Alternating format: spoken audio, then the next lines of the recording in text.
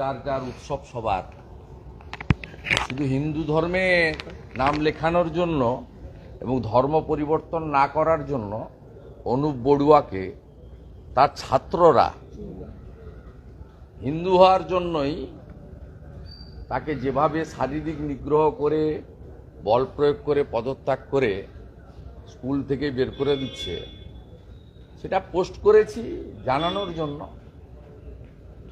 যে এখানে যদি মুখোশ মমতা ফিরাত, এদের পরিণতি ভবিষ্যতে এইরকমই হবে।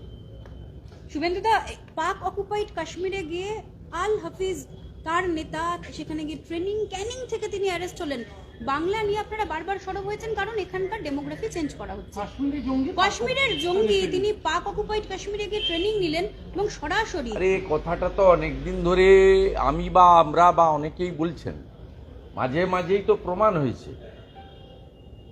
এবং এই কারণে একটা সময় পাঞ্জাব থেকে এই রাজ্যের পুলিশকে না জানিয়ে বাম আমলে এসে অপারেশন করে গেছে, হেলিকপ্টার করে এসে এই রাজ্যটাকে তো মুক্তাঞ্চলে পরিণত করেছে। কিছুটা সিপিএম আগের সময়, পরবর্তীকালে এরা, আপনি ভাবতে পারেন বঙ্গবন্ধু মুজিবুর রহমানের ফাঁসির দণ্ডাদেশ প্রাপ্ত দুজন আসামি একদিন নয় 15 বছর ধরে, একজন হাবড়াতে হোমিওপ্যাথিক চিকিৎসক হিসেবে, আরেকজন ডাক্তার আপনার ইংরেজির প্রফেসর হিসেবে মজিদ মাস্টার পারসার কাছে কাটিয়ে দিয়ে চলে গেলেন। তার মধ্যে হাবড়ার যিনি দণ্ডপ্রাপ্ত ফাঁসির আদেশ, তিনি মারাও গেছেন, তার ফাঁসির আদেশ কার্যকর করতে পারেনি। আর এই 2 বছর আগে 3 বছর আগে 22 সালে আমাদের এনআইএ এবং ন্যাশনাল সিকিউরিটি তারা পারসার কাছ থেকে মাজেদ মাস্টারকে তুলে নিয়ে গিয়ে তার ফাঁসির দণ্ডাদেশ কার্যকর করেছে ঢাকাতে। এটা কতবার প্রমাণ হয়েছে। এই রাজ্যে যে সরকার আছে, এই সরকার ভোট ব্যাংকের জন্য, তুষ্টিকরণের জন্য, হাই অ্যাপেজমেন্ট পলিটিক্স করার জন্য এখানে জঙ্গিদেরকে মদত করছে এবং রাজ্যসভায় পাঠায় সিমিল লোককে। পিএফআইর প্যারেডে ফরাক্কা টিএমসির এমএলএ যোগদান করে। তার বাইরেও এবারের লোকসভা নির্বাচনে তৃণমূলের প্রার্থী তালিকায় এমন একজন ছিল যার সঙ্গে এই ধরনের গোষ্ঠীর সঙ্গে যোগাযোগ আছে এবং তাদের অর্গানাইজেশনে বাইরের থেকে টাকা আসে, সেসব প্রমাণও আমাদের কাছে আছে। হাফিজ সাইদের সাথে যোগাযোগ, ক্যানিং থেকে তিনি যোগাযোগ করলেন, তিনি ট্রেনিং নিলেন। রাজ্যের ইন্টেলিজেন্স কোথায়, আমরা কোথায় বাসি করছি? আইডি তৈরি হাফিজ সাইদ এবং তিনি ট্রেনিং যেখানে সেখানে এর উত্তর আপনারা সাহস আছে যদি মাঝে মাঝে যিনি উদয় হন নবান্নতে তারকে জিজ্ঞেস করুন। তিনি তো পুলিশও মন্ত্রী, 13.5 বছর ধরে চালাচ্ছেন এই বাংলায়। 6-0 করলেন, বলছেন সব ভোটেই জিতছেন তিনি। যারা জেতাচ্ছেন তো লোক দেখতে পাচ্ছে। কিন্তু রাজ্যের নাম চলে আসা লস্করের সঙ্গে তাতে এই রাজ্যের কি আছে? এই রাজ্যের তাতে কোনো ক্ষতি হয়েছে নাকি? অনুশোচনা আছে না অনুতাপ আছে? মিথ্যা মামলা করতে ব্যস্ত। নন্দীগ্রামে একটি অরাজনৈতিক হত্যা, তাকে কেন্দ্র করে 39 জন ভারতীয় জনতা পার্টির নেতার নামে মিথ্যা মামলা করেছে। সে আমি প্রমাণ করে দেবো। গত সপ্তাহে মামলা করেছিল, হাইকোর্টে প্রমাণ হয়ে গেছে। আবার মিথ্যা মামলা করেছে 39। তার মধ্যে পঞ্চায়েত সমিতির চেয়ারম্যান আছেন, প্রধান আছেন, কর্মাধ্যক্ষ আছেন। সেই 2021-এর রাগ, হারের রাগ আবার হারাবো 26 সালে। নন্দীগ্রামের তৃণমূলকে পেটালে আইসি বদল হচ্ছে, বিরোধীদের উপরে তো আক্রমণ হয়, সেক্ষেত্রে তো আইসি বদল না, এটা তো ওদের সন্তুষ্ট হয়ে সিপিএমও করেছে।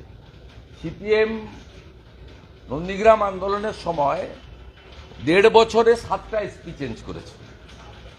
গঞ্জে অনিল শ্রীনিবাস থেকে শেষ বাস্তব বৈদ্য, অশোক বিশ্বাস, অশোক দত্ত, এস পান্ডা, কোনো এক্সপেরিমেন্ট কাজ করেনি বুদ্ধদেব বাবুর সেই সময় সিপিএমের।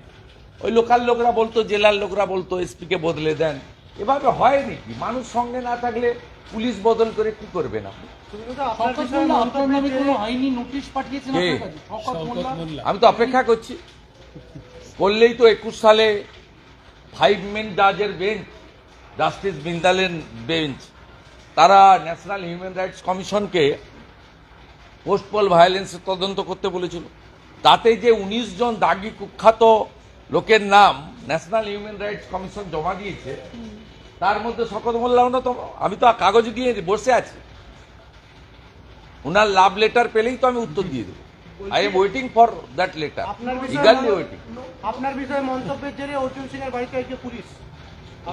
আপনার বিষয়ে মন্তব্যের জেরে বোঝা যাচ্ছে অর্জুন সিং সত্যি কথা বলেছে। আমি এতদিন এগুলো বলিনি, বোঝা যাচ্ছে পায়ে কাঁটা ফুটেছে মমতা ব্যানার্জি। এই চক্রান্তের সঙ্গে মমতা বন্দ্যোপাধ্যায়ের লোকজনও যুক্ত, শাসক দলের লোকজনও যুক্ত, সত্য গায়ে লেগেছে। তাহলে 26 তারিখ তো পেরোলো, 26 তারিখ তো পেরিয়ে গেল। কি বেরোল? আপনার বিষয়ে যে বলেছেন ভাই আমি এ নিয়ে মন্তব্য করিনি, করব না। যারা আপনাদেরকে ইনপুট দিয়েছে টক টু দেম। শুভেন্দুদা নিয়োগ দুর্নীতি, আমি এগুলো নিয়ে মন্তব্য করি না। শুভেন্দুদা আমি সন্দেশ, সিপিএম এর দ্বারা আক্রান্ত হয়েছি, আমার হাত ফ্র্যাকচার হয়েছে। আমি তৃণমূলের দ্বারা একাধিক জায়গায় আক্রান্ত হয়েছি, একাধিক জায়গায় গাড়ি ভেঙেছে তৃণমূলের মুসলমান গুন্ডারা। তারপরে এই রাজ্য সরকার যে সমস্ত জঙ্গিদেরকে আমদানি করেছেন মুর্শিদাবাদে, ক্যানিংয়ে, তারা করতে পারে। সত্যটা সত্য হিসেবেই বলবো। বাংলাদেশে সনাতনীরা, হিন্দুরা আক্রান্ত, অত্যাচারিত, মন্দির ভাঙছে। আমি প্রথম ভারতীয় এবং সনাতনী, তারপরে রাজনীতি। আমার রাজনৈতিক পরিচয় পরে, কিন্তু আমি আমার ধর্মসত্তা বিসর্জন কোনোদিন দিতে পারবো না। এটা আমাকে গীতা শিখিয়েছে।